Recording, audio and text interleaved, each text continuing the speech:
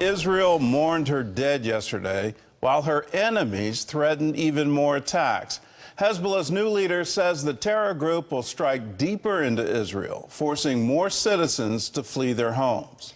Ceremonies marking the one-year anniversary of the October 7th massacre were held throughout Israel, in the United States, and around the world. CBN Middle East correspondent Julie Stahl has the story.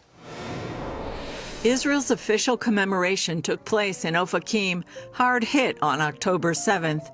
Israelis lit a flame in front of the burned-out cars from the massacre and played their national anthem, Hatikva, which means the hope.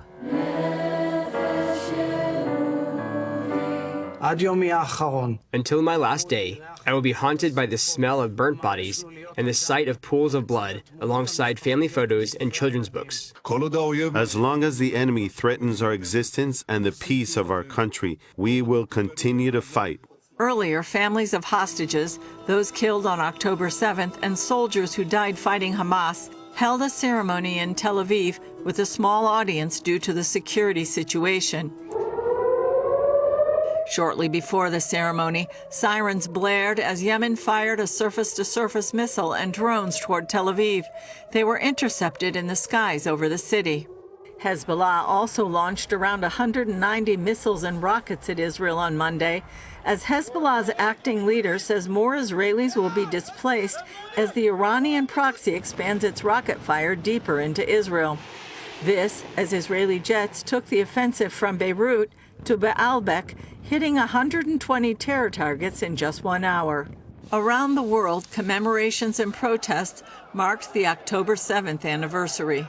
In Washington, President Joe Biden and the First Lady lit a candle as Rabbi Aaron Alexander prayed to God for the souls of the lost. May you shelter them in the shadow of your wings forever, and may their souls be bound up in the bond of everlasting life. In Washington, D.C., a crowd rallied on the National Mall to show their support for the Jewish state. Meanwhile, in New York, pro-Palestinian demonstrators took to the streets, as did many in the Middle East. Back in Israel, 2 visiting U.S. senators told Prime Minister Benjamin Netanyahu that the Jewish nation still has America's full backing. Republican Lindsey Graham took a swipe at France, which is saying all nations should consider embargoing weapons to Israel. We should be doubling down on helping Israel, because the people that want to destroy Israel also want to destroy the French people. And they would kill all of us if they could. If Iran ever got a nuclear weapon, they would use it. Unlike the Holocaust, we fight back, and we're fighting like lions with the support of the American government, the American people.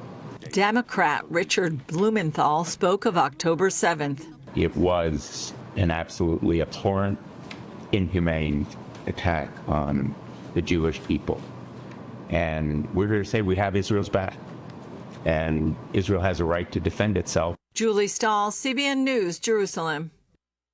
Well, we will never forget October 7th. We will never forget that in our time, there was yet another Holocaust, and there is an ongoing effort to wipe Israel off the map, to eradicate every single Jew that lives in Israel. And the declaration of Hamas is to wipe them out around the world.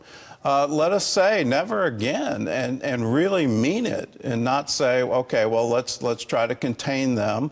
Let's get them back into power in Gaza and let them rebuild so they can do it again. No, it doesn't work that way. Before October 7th, Gaza was not an occupied territory. There were no Jews there. There were no Israelis there. There was no Israeli government interfering with what they were allowed to do. They received more international aid than any other place on the planet. What did they do with that aid? Well, they built terror tunnels, and they built rockets, and they launched attacks against Israel. That's what they did with their freedom.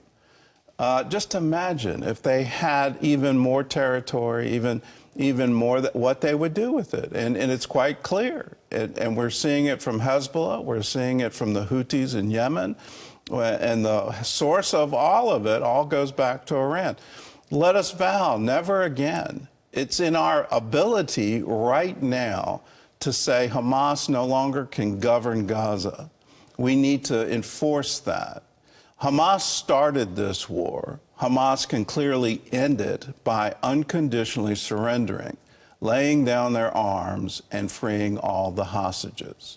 What makes Israel so special? How has Israel overcome history's greatest challenges to not just survive, but thrive? CBN Films answers all of these questions in the new movie, The Genius of Israel.